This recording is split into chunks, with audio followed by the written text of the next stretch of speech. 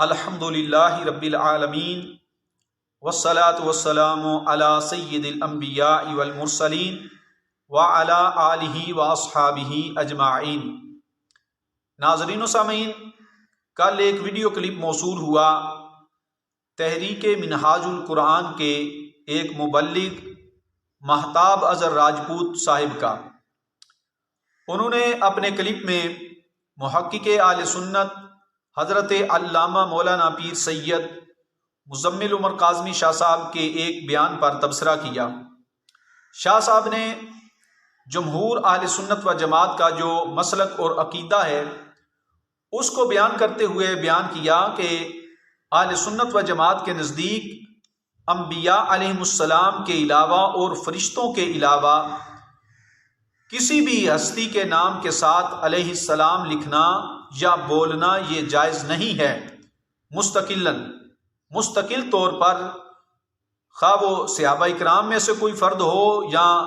اہل بیت اطہار میں سے کوئی فرد ہو، مستقل کسی کے نام کے ساتھ علیہ السلام یا علیہ الصلاۃ والسلام لکھنا یہ جائز نہیں ہے، کیونکہ یہ خاص ہے اللہ کے نبیوں اور ملائکہ کے لیے۔ اور فرمایا کہ یہ بدعتیوں کا شعار ہے جو انبیاء علیہ السلام اور ملائکہ کے علاوہ مستقل طور پر جو لوگ ائمہ اہل بیت اطہار کے ساتھ علیہ السلام یا علیہ الصلاۃ والسلام لکھتے ہیں، یہ بدعتیوں کا شعار ہے۔ تو مہتاب اظہر راجپوت صاحب کو چاہیے تو یہ تھا کہ اس مسئلہ کے بارے میں جو اکابرین اہل سنت و جماعت کا موقف ہے اس کو بیان کرتے اور پھر شاہ صاحب پر تنقید کرتے، لیکن ان کے پاس کوئی چیز تھی نہیں بیان کرنے کے لیے، اس لیے انہوں نے صرف تنقید ہی کی۔ میں آپ کے سامنے اس مسئلے کی حقیقت کو واضح کرنے کے لیے چند حوالہ جات پیش کرنا چاہتا ہوں تاکہ عوام اہل سنت کے سامنے یہ مسئلہ واضح ہو جائے۔ یہ میرے پاس فقہ حنفی کا بہت مستند معتبر فتاوی قاضی ہاں، اس کی جلد نمبر 5 یہ مترجم میرے پاس ہے۔ اس میں لکھا ہے صرف غیر نبی پر درود بھیجنا مکروہ ہے، یعنی یوں کہنا کہ اللہم صلی علی فلان، اس طرح غیر نبی پر مستقل طور پر درود بھیجنا، سلام بھیجنا اہل سنت و جماعت کے نزدیک یہ مکروہ ہے۔ فرماتے ہیں اور اگر درود شریف میں نبی اور غیر نبی کو جمع کرے اور یوں کہے اللہم صلی علی محمد وعلی آلہ واصحابہ تو یہ جائز ہے۔ تو اہل سنت و جماعت کے نزدیک مستقل طور پر غیر نبی اور غیر ملائکہ کے لیے علیہ السلام لکھنا یا بولنا یہ جائز نہیں۔ ہاں اگر نبی پاک صلی اللہ علیہ وسلم کے ذکر کے ساتھ صحابہ اکرام پر اور اہل بیت اطہار پر درود پڑھا جائے، جس طرح نماز میں ہم پڑھتے ہیں اللہم صلی علی محمد وعلی آل محمد، اس طرح جو پڑھتے ہیں اس طرح سرکار کی اتباع میں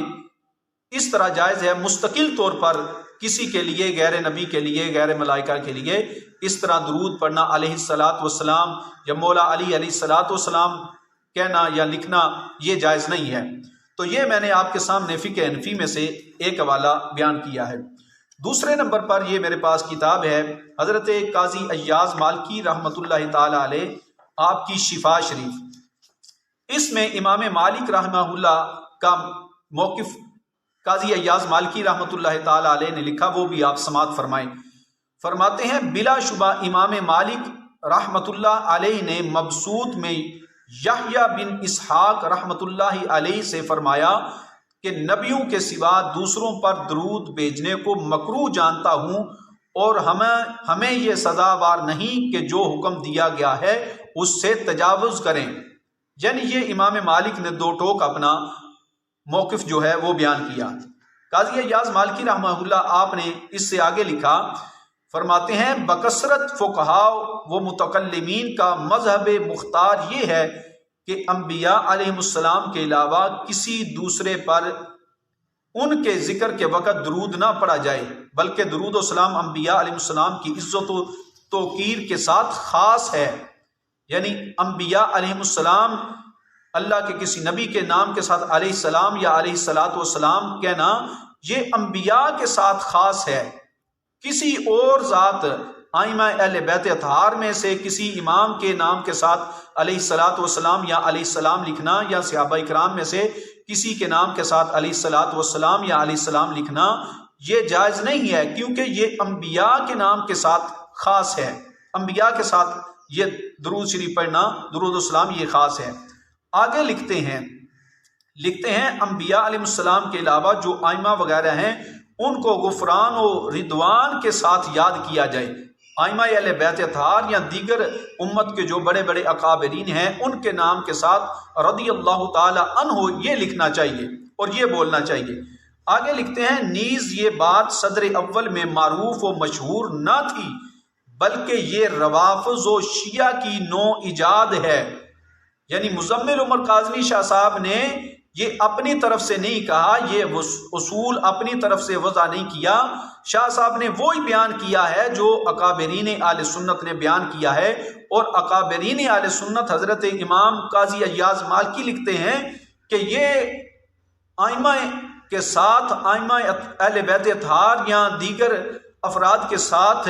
انبیاء علیہ السلام کے علاوہ علیہ السلام یا علیہ الصلاۃ والسلام لکھنا یہ روافض اور شیعہ کی نوع ایجاد ہے۔ تو یہ شاہ صاحب کو کہہ رہے ہیں کہ اگر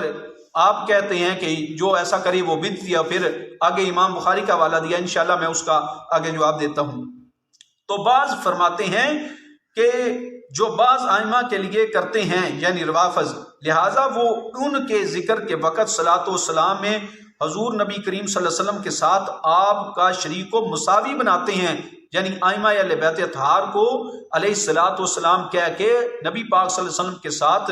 برابری اور سرکار صلی اللہ علیہ وسلم کے ساتھ شریک بناتے ہیں، جبکہ یہ لفظ علیہ الصلاۃ والسلام اہل سنت و جماعت کے نزدیک انبیاء علیہ السلام کے ساتھ خاص ہے، ان کے ذکر کے ساتھ اس لفظ کا بولا جائے اور ان کے علاوہ کسی اور کے لیے بولنا یہ درست نہیں ہے۔ آگے فرماتے ہیں اس کے علاوہ یہ بات بھی ہے کہ یہ بدعتیوں کی مشابہت ہے جس کی شریعت میں ممانعت ہے کہ انبیاء علیہ السلام کے علاوہ کسی امام کے ساتھ علیہ السلام یا علیہ الصلاۃ والسلام لکھنا یہ بدعتیوں کی مشابہت ہے جس سے شریعت کی ممانعت ہے، شریعت نے منع کیا ہے۔ آگے لکھتے ہیں اس بارے میں ان کے اس لزوم کی مخالفت واجب ہے، یعنی روافض جو ائمہ اہل بیت اطہار کے ساتھ علیہ السلام لکھتے ہیں یا سیدہ فاطمہ الزہرا کے نام کے ساتھ علیہ السلام لکھتے ہیں، ان کے اس لزوم کی مخالفت اہل سنت پر واجب ہے۔ تو یہ اہل سنت و جماعت کا مذہب ہے۔ آگے لکھتے ہیں البتہ آل و اصحاب کا ذکر درود میں نبی پاک صلی اللہ علیہ وسلم کے ساتھ آپ کی اتباع و اضافت میں کر سکتے ہیں، نہ کہ مستقل خصوصیت کے ساتھ۔ مستقل طور پر خصوصیت کے ساتھ آل و اصحاب میں سے کسی فرد کے نام کے ساتھ علیہ السلام لکھنا یہ اہل سنت کے نزدیک جائز نہیں ہے۔ ہاں نبی پاک صلی اللہ علیہ وسلم کے ذکر پاک کے ساتھ ان کے نام کے ساتھ علیہ السلام یہ سرکار صلی اللہ علیہ وسلم کی اتباع میں یہ بولنا یہ درست ہے۔ تو یہ دوسرا حوالہ میں نے آپ کے سامنے پیش کیا۔ اب رہا مہتاب اظہر راجپوت صاحب کا یہ کہنا کہ امام بخاری، اگر آپ کہتے ہیں کہ یہ اہل بدعت کا طریقہ ہے تو سب سے بدعتی بڑے امام بخاری ٹھہریں گے۔ تو جو حوالے، تو میں یہ بات واضح کرنا چاہتا ہوں کہ امام بخاری رحمۃ اللہ تعالی علیہ آپ کی صحیح بخاری کے جو پرانے نسخے ہیں کسی نسخے میں بھی سیدہ فاطمہ الزہرا رضی اللہ تعالی عنہا کے نام کے ساتھ علیہ السلام نہیں ذکر ہوا۔ یہ ایک نسخہ میں آپ کے سامنے جو 1357 میں نسخہ چھپا ہے، اور پھر اس سے آگے پھر جو نسخے ہیں وہ ان کا عکس چھپتا رہا ہے، وہ آپ کے سامنے ہے۔ یہ وہ روایت جو مہتاب اظہر راجپوت صاحب نے پیش کی، فن طلقا منطلقن الی فاطمہ، اور جو دارالکتب العلمیہ کا نسخہ ہے اس میں علیہ السلام یہ کاتب نے ایڈ کیے ہیں، جبکہ یہ آپ کے سامنے ہے 1357 کا پرانا نسخہ جو بخاری شریف کا، اس میں یہ روایت آپ کے سامنے ہے، اس میں یہ لفظ تو موجود ہیں فن طلق منطلق الی فاطمہ، لیکن علیہ السلام کے لفظ موجود نہیں ہیں۔ تو یہ بعد میں کسی کاتب نے اپنی طرف سے ایڈ کیے ہیں سیدہ فاطمہ الزہرا رضی اللہ تعالی عنہا کے نام کے ساتھ علیہ السلام کے۔ اور پھر میں آپ کے سامنے یہ بات بھی رکھنا چاہتا ہوں کہ یہی کتاب جو ہے جو دارالکتب العلمیہ سے چھپی ہے، تو سب سے زیادہ مناسب تو یہ جگہ تھی کہ جہاں سیدہ فاطمہ الزہرا رضی اللہ تعالی عنہا کے فضائل و مناقب کا ذکر ہوا۔ اگر امام بخاری نے ان لفظوں کو لکھا، یہ الفاظ لکھے ہیں، تو جائز تو یہ تھا، مناسب یہ تھا سب سے زیادہ کہ سیدہ فاطمہ الزہرا کے مناقب جو ہیں، فضائل، اس جگہ ایڈنگ میں ترجمہ الباب جو ہے اس کے ساتھ علیہ السلام لکھا جاتا، جبکہ یہ دارالکتب العلمیہ کا نسخہ جو ہے یہ آپ کے سامنے ہے، اس کی یہ تصویر، یہاں بھی لکھا ہے باب و مناقب فاطمہ رضی اللہ تعالی عنہا۔ تو اس سے یہ پتہ چلتا ہے کہ یہ جو روایات میں سیدہ فاطمہ الزہرا رضی اللہ تعالی عنہا کے نام کے ساتھ علیہ السلام لکھا ہے، یہ کاتب کے خود ساختہ ایڈ کیے ہوئے لفظ ہیں۔ اور اس سے پہلے میں نے آپ کو پرانا نسخہ دکھایا ہے جس میں یہ لفظ موجود نہیں ہے علیہ السلام کے، تو یہ بعد میں کسی کاتب نے ایڈ کیے ہیں۔ تو یہ بالکل آپ کے سامنے میں نے حقیقت جو ہے وہ واضح کر دی ہے۔ تو مہتاب اظہر راجپوت صاحب جو ہیں، ان کا یہ تنقید کرنا یہ بالکل کم علمی اور لا علمی کی بنا پر ہے۔ جو مسئلے کی حقیقت ہے اس سے آگاہ میں نے آپ کو کیا ہے۔ دعا ہے کہ اللہ تبارک و تعالی ہم سب کو مسلک حق اہل سنت و جماعت پر استقامت کی توفیق عطا فرمائے۔